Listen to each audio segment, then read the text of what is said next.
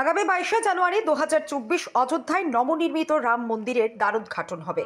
তাকে কেন্দ্র করে গোটা দেশ জুড়ে ব্যাপক আয়োজন ও নানা কর্মসূচি গ্রহণ করেছে পদ্ম শিবির। তারই অঙ্গ হিসেবে বিশ্ব হিন্দু পরিষদ প্রসাদ ও প্রচার পুস্তিকা নিয়ে আগামী 1 জানুয়ারি থেকে 15 জানুয়ারি পর্যন্ত প্রতিটি মানুষের বাড়ি বাড়ি যাবে। অযোধ্যা থেকে পিতলের কলসে করে এসেছে মাটি, সেই কলস রাজ্যের প্রতিটি জেলাতে পাঠানো হবে।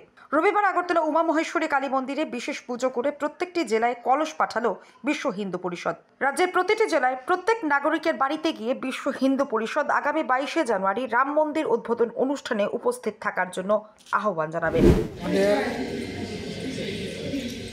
বহু বর্ষের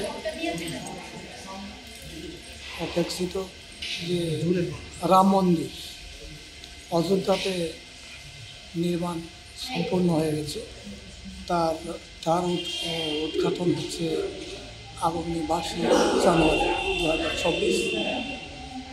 এটাকে উপলক্ষ করে আমাদের ত্রিপুরা রাজ্যে যে 8টি জেলা আছে, 8টি জেলায় আজকে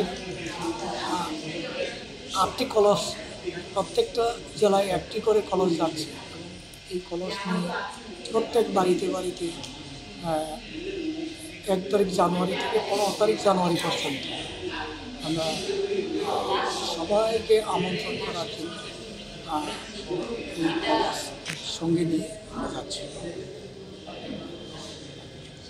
আপনার পরিচয়টা?